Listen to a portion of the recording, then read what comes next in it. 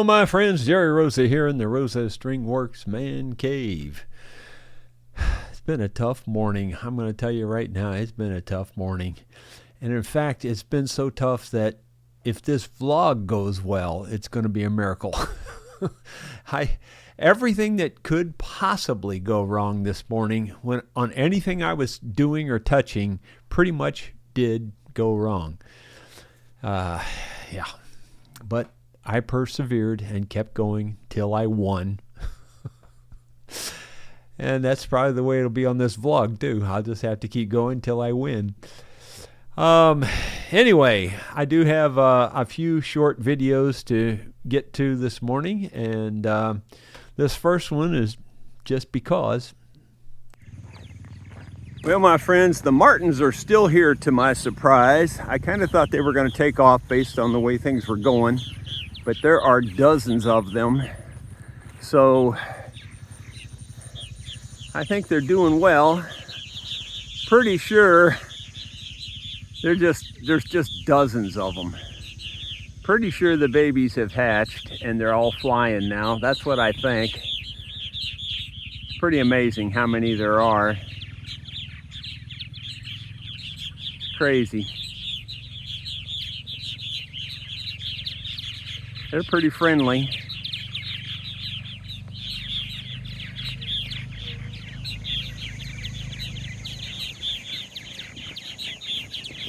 Won't be long now, they'll be gone. Yeah, they're still out there fairly active. The horseflies have been, I would say, under control this summer, though there have been a number of them. You know, Sue said they were kind of bothering her down in the barn still, but I think the horseflies are relatively under control right now. As soon as those birds leave, you can't even go outside. I'm telling you, those horseflies will drive you crazy out there. So anyway, then I have a new product that someone sent me to review, and it came in really handy this morning. So here that is. Well, my friends, as most of you know, the old Ranger's a 2009, and you know, I've rebuilt and worked on just about every system on this thing. The charging system has always been a problem. The original charger went out quite a long time ago. I put several aftermarket chargers on it. They're called a stator. Anyway, for this machine, if you buy the OEM stator, it's like $1,200. It's ridiculous. And who's to say how long it would last, you know? The point is, I put a solar charger on here, and that worked really well for quite a while, but now it's not working that great. It's early in the morning. I'm going to see if this thing will start, but if not, my friends at VTO MAN have sent me a charger here, a jump starter, and I did charge this thing up about 2 weeks ago. So I don't know if it's still holding a charge or not, but that's the only thing I've done with it, is I've charged it up just in case I would have this problem and I could jump start this. So let's see, will it start this morning? It would not start last evening, so let's see.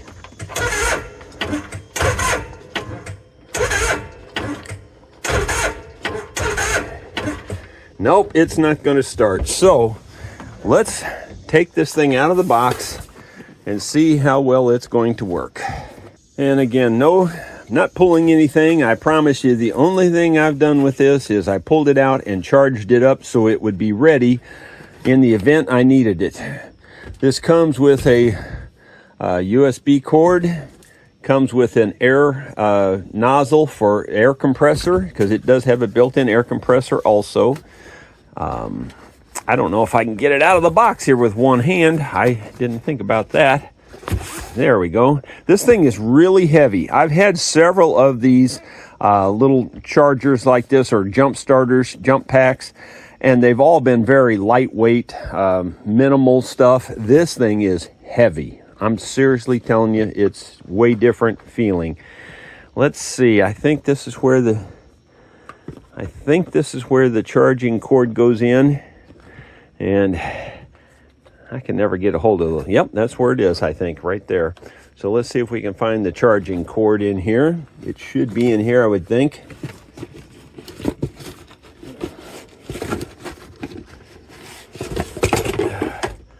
Let's see what else came out. There's another USB cable. Here is some little different tips for the air compressor. And here's the actual battery cable here. So let me see if I can figure out how that goes in. It probably only goes one way. Yep, I can see that. Again, just doing this all with one hand. So, you know, if you were doing it with two hands, you would have a lot easier time. There you go. Got it plugged in. And we'll move around here. And let's see if my secret way of opening this works. Bango. Yeah, it works. Okay. So, I don't even have an idea how to do this. I've never done it before. Didn't read the directions. I like to not read directions on things like this. I like to just figure it out and hope that it makes sense. And I'm sure hoping it makes sense because I don't know. Well, that's going to be tough to get on there and get a good clamp. It's just because I got so much junk on here. I guess I can just clamp it to the cable. I like to clamp directly to the battery post when I can. Yeah, well, you know, I've got two batteries on here too. That kind of complicates things. It ain't nothing simple.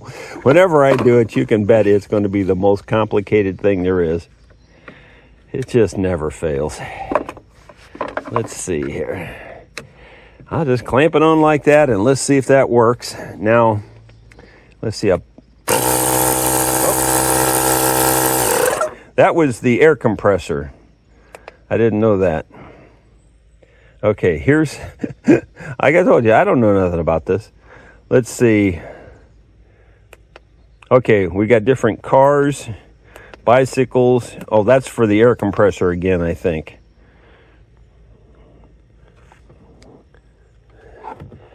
Well, I don't know. I don't see anything. It shows the battery's fully charged. So I guess I'm just going to try to start it and see if that's all you got to do. Because I don't know. I haven't tried anything on this yet. Is there something on this thing? Oh, there's a controller on this. It says we're connected correctly on this little light right here. I didn't look at that to see if there was anything else on there. That was it. It just says connected correctly. So I'm just going to assume that that's all you got to do. I hope that's all you got to do. It'd be really cool. Oh my gosh. Did you hear that? Man, that not only worked, but did you hear how fast it spun it over? Listen to it again. Wow. That is awesome. I'm in love with this thing. Holy mackerel. Holy mackerel. I've never had one of these things that I thought was worth a darn, and that's the truth. I've had a bunch of these. This is probably the fourth one I've had, and these people sent this to me for me to do this video. As you know, I'm not making any of this up. What you saw is what I got. It works that good. Oh my gosh. That was awesome. All right, I'm going to unplug this thing. So you don't really have to do anything. You just plug it in and stick it on. There you go. And I guess I don't know how to power this off, but I'll hold that. Yep, there you go. It's off. Well, I'm in love with this thing. So I can say, Voteman, you have a winner there. This thing says it's 4,250 amp jump starter, 160 PSI air compressor. It's the Voteman VTOMAN X7. I love this thing. Thank you.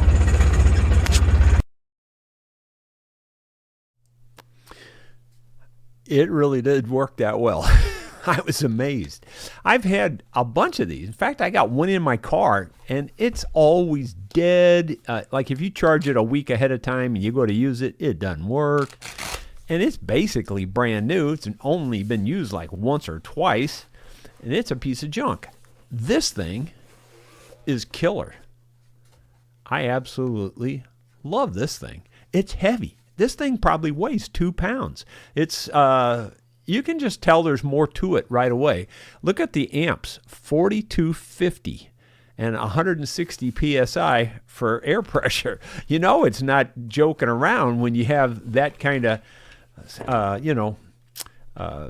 label on there. You know it's serious. Like, I've got a big jump box down in the shop that's really done well for years and years. It's a big one though, and it's only like 800 amps. I have a tough time believing that this is really 4250, but based on the way it works, I'd almost have to say it is. This here is nice. It only goes in one direction, so you can't hardly screw it up. And, you don't need any longer cables than that on typical jump starting, so it's perfectly fine. I have not tried the air compressor out, but I've turned it on, as you saw, and I've turned it on a time or two since then, and it seems like it would function just fine. I haven't actually used it to air up a tire, though that would have been a good test today because I have another video to show you. Well, here's yet another example of my daily fixes, and I mean, these are every day. And you can see there's an air bubble forming there on that tire, and I know where it's coming from. Well, I did know where it was coming from. I had a circle drawn around it, but I can't see it now. It's right here, I'm pretty sure. Yeah, you can see it's definitely right there. So I'm not exactly sure where the hole is and which way the hole goes and all of that, but basically you just have to go with it. And you might think, well, you're just ruining your tire. Well, I always look at it like this. It's ruined. What harm can I do to it at this point?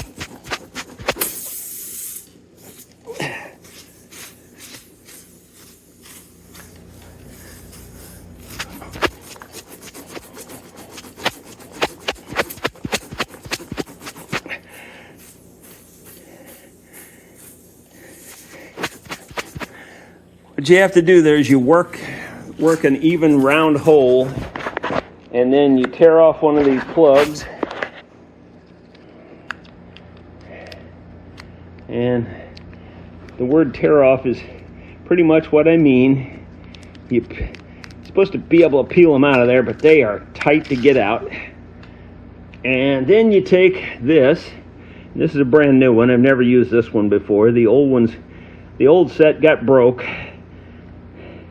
Don't ask me how. I didn't do it. I just know it's broke. So I bought a new set. Alright, so pull this through, halfway through, about. And it doesn't hurt to put a little extra rubber cement on it, though I don't think you really need to. I just often do. But you can put this rubber cement on there just for extra little traction, if you will.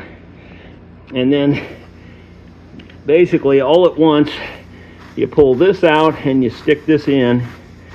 And again, trying to make the hole uniform as I can.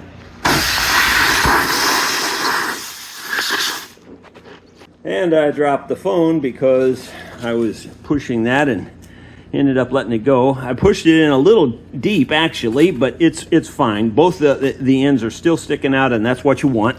So then you just pull back, and it comes out of there miraculously. How it does that, I don't know. Somebody else smarter than me figured that out. But it grips the tire, the hole, well enough that it pulls out of there. Now you take out a pocket knife, which should be sharp, except for the fact that I was cutting plants out of the sidewalk, which dulled it pretty good. But Anyway, we'll shave this off fairly smooth. Try to. Like I said, it should be really sharp, but it's not that sharp right now. But it still cut it pretty good. That stuff's hard to cut, especially when you're not holding the other end of it. So the fact that it cut it like that shows you that it's pretty sharp.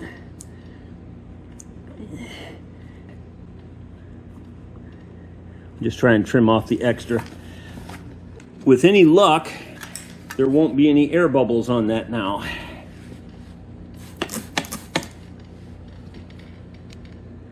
And there are none.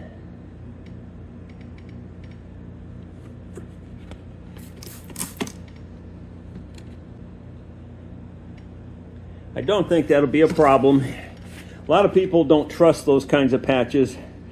But honestly, I've been doing those my whole life, and I mean like literally my whole life.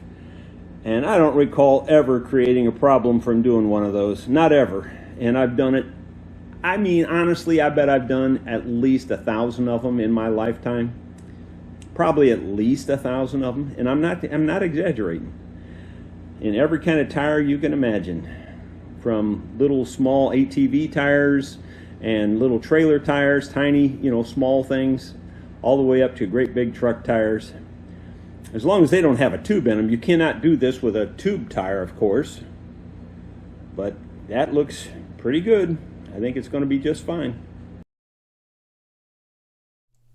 Yeah, to be clear, you can only do plugs like that on tubeless tires. If it has a tube in it, that won't work. But I've done that. I couldn't even, like I said in the video, at least 1,000 times in my life. I started when I was a little kid, go-kart tires, all the way up to lawn tractor tires, and big tractor tires, and you name it. I've done it, plugged them all, and they generally just work. I mean, I know a lot of people just don't like to see that at all, but I've done it forever, and it just works. So there you go. And they're cheap, and they're fast, and they're easy. And you can even do it while it's still on the car. You don't even have to take the wheel off the car if you don't want to. But that was on a big trailer, and it was just easier to bring the tire up to the shop and do it in the shop. So that's what I did. Let's see. I have one more little video for you, and here it is. Another one of them mornings where if it could, it sure did. It just one of them deals. But I got this fan installed here. This is an exhaust fan just to suck hot air out of the compartment. This sucks cool air in for the oil, and it blows it directly into the engine area, which I'm a little worried about, but that's the way they say to do it. So anyway, that one sucks air in. This one blows air out. And I have them wired together. This black goes to a ground. This goes through a fused wire into the battery. And it's all operated off of this overall ground kill switch. So if I turn the ground on, it sure works. And this is blowing air out, and this is sucking air in.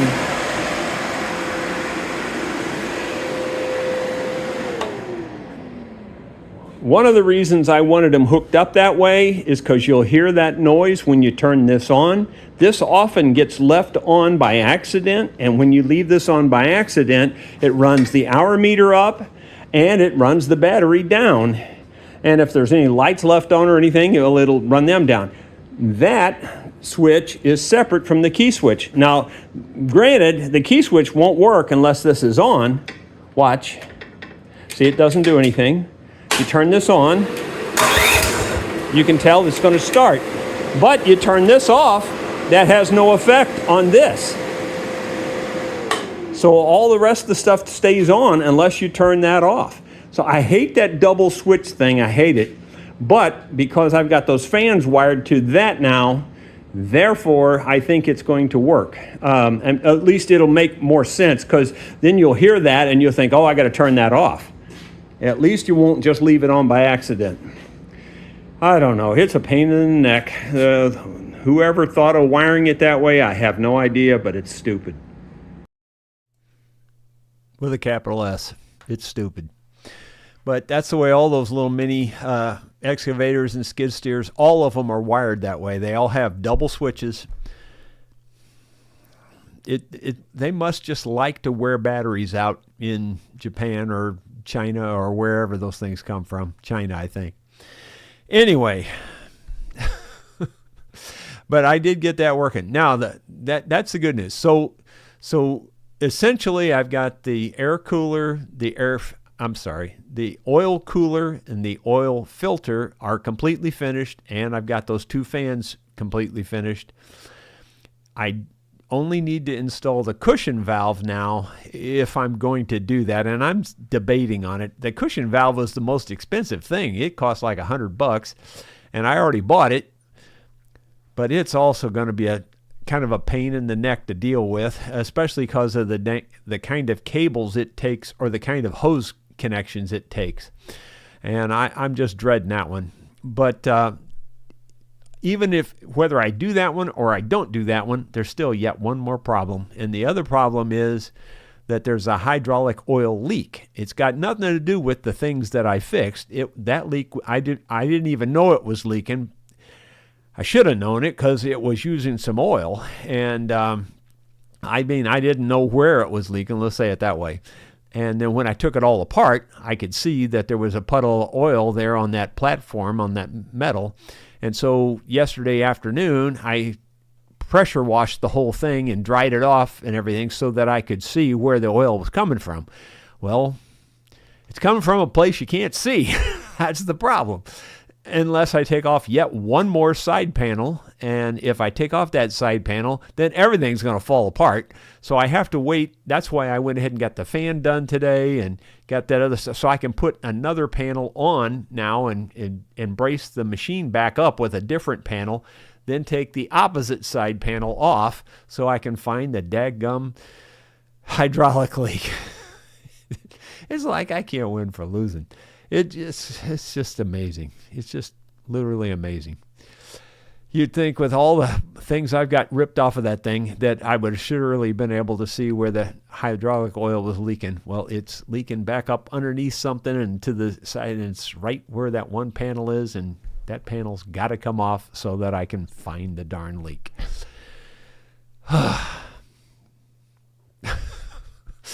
Let's go to the comments. It's just a mess. It really is. Dottie's praying for us. Thank you, Dottie. I appreciate it very, very much because I need it. Rod Wintler says, am I losing it or have all of the chat entries for the last hour just disappeared? Well, I was wondering why there weren't more. I thought they looked like there was kind of a low number. Typically, there's more than that. I don't know. Ronald Todd's there. Let's see, Joe Nigan, and then Dottie's there again. And then after we went live, David Tharp says, I knew a mathematician who was terrified of negative numbers. He would stop at nothing to avoid them. Okay. And then there's a comment about Itchy Boots. I meant to say something about her. Yeah, she's in Scotland. That's what it says there. And he says, I would love to visit Scotland. Well, I would too. I think Scotland's a really cool place. It just looks so beautiful, and so does Ireland and, well, all of that, really. And it would be really cool. And she's been stopping by all these different bookstores, and she found one on the island of I forgot what it was now. Anyway, there was a little island she was on there, and she found a really cool little bookstore, and she left her book there signed and everything. So if you are in those areas, you can go and get her signed copy book. Ben Swanson's commenting on Don Matthews' comment about there. He says, I live in north of Scotland, and I keep looking out for Itchy. No, she will be here anytime soon. Well, more than likely she's already been there, because her videos are usually 2 weeks behind. So, I don't want to rain on your parade, but she's probably already somewhere else by now. because she tries to stay about 2 weeks behind. That way people can't find her, because she gets mobbed if people know where she's at. And, that could be very dangerous for her as well, So anyway, Sidecar Bob says, are you sure the alternator isn't charging the battery, or is something draining the battery when the machine's turned off? Well, it could be a drain also, but for sure the charging system does not work on that thing. In fact, it even burned up a bunch of the wires. It's a mess. The whole charging thing is a mess. And I've put new ones on there, and it works for like a week or two, and then it just quits working again. And those cheap ones, the aftermarket ones, they're cheap. They're like $40-$50, and they look exactly like the one that cost $1,200. They look exactly like it. So why would I want to spend $1,200 if I could just get one for $40-$50? Well, except for the fact that $40 or $50 ones don't last. But who's to say the $1,200 one would last? It's a mess. And if you know anything about the wiring on those kinds of things, it's all smoke and mirrors. It's hard to figure it out. I mean, there's nothing straightforward on any of that stuff. If you've ever seen it up close, you'll understand what I'm talking about. Bill Mumbo says, Jerry, I have a similar unit. I rarely use my car, so my jumper every time I go out. Fantastic things. Well, like I said, this is probably at least the fourth one of these I've had. At least the fourth. And the first three sucking out water as far as I'm concerned. They didn't work good, in my opinion, when they were brand new. I mean, they worked. They did what they said they were going to do, but very soon they didn't work much at all. And when I say very soon, it's that I would keep them like in the trunk of the car, and then the time you needed to use it, well, then it didn't work, So this one seems to be different right now. Time will tell, of course. But I charged it about 2 weeks ago when it first showed up. And then I just put it right back in the box, and I haven't touched it since. So taking it fresh out of the box there, it did a good job starting that Ranger. That Ranger is kind of hard to turn over anyway. Let's see. David Tharp says, Jerry, you said you've used those things your whole life, but you haven't, at least not yet. Well, you got me on a technicality, I think. Let's see. Sidecar Bob, I know what you mean about all the little jobs. That's why my shop is the last room in the basement I'm packing up, and I will be the first one put back together. Yeah, it'd be difficult for me to be without a shop. That would be very difficult around here. David Tharp, it's like the master switch on airplanes. There you go. Oh, I didn't know I was in such high, company there. No pun intended on the high part. I don't know. On something like that kind of equipment, having a dual switch is stupid. It really is stupid. I mean, like if you just have a key, you turn the key, start the thing, and you come back off your start, and that stays on, and when you turn it off, everything's off. That's the way it should work. And then you don't have to worry about, did I turn off that extra switch? And you will inevitably forget to turn off that extra switch on equipment like that. I mean, everybody will forget that at least once. And it always creates problems because it runs the hours up. It makes it look like the machine's got a lot more hours on it than it does have. Like if you forget it for 2 days and you come back out there, of course, then your battery's going to be dead on top of that. Anyway, it's just not a good design. David Tharp, English is the only language where you drive on the parkway and park on the driveway. It's also the only language where you recite in a play and play in a recital. Now I got to think about that all afternoon. Bill Rhodes, good afternoon. Well, good afternoon to you. Island of Sky. There you go. That's what she was on, yeah. I knew it was something similar to what I said, but I couldn't think of the name of it. Bill Webb. Well, since my greeting disappeared, I'll say it again. Good afternoon. Well, good afternoon. Yeah, I don't know what's going on with the comments, but they are very inconsistent, apparently. Bill Webb, was it you who talked about taking different size clothespins apart and using the two pieces as wedges? I heard it somewhere, and it comes in handy. No, I haven't ever done that. I just cut my own wedges. I mean, I've taken clothespins apart, but not for that reason. I don't know why I've taken them apart, to be truthful, but I have taken them apart. But no, I never did use them for wedges. I just always just sawed my own wedges. And I kept a little container of wedges on my desk because I was using them all the time. They're a very important tool when you're doing all those glue ups and all that kind of stuff, because sometimes you just need to tighten something up, and you slide a wedge in there to do that. Let's see. Don Nice. What would Jerry do? Put a red shirt on. Okay. I don't think this one's red, though. Ronald Todd. Opening comments completely disappeared today.